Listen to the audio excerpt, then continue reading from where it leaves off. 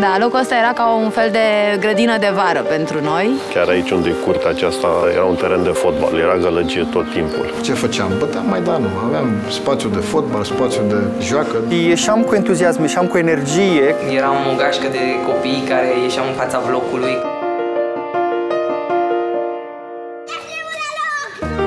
Era plăcut să stai în fața blocului. Ne găseam bucurii din lucrurile mici. Aici se juca non-stop. După aia, distracția se muta în scara blocului. Seara întotdeauna ne strângeam gașcă. Ne simțeam în scara blocului ca și cum am fi în casă. Eu am 3 copii, dar nu am aceeași plăcere să-i las să se joace în scara blocului. Era o altă atmosferă. Era curat. Acum nu se mai implică lumea.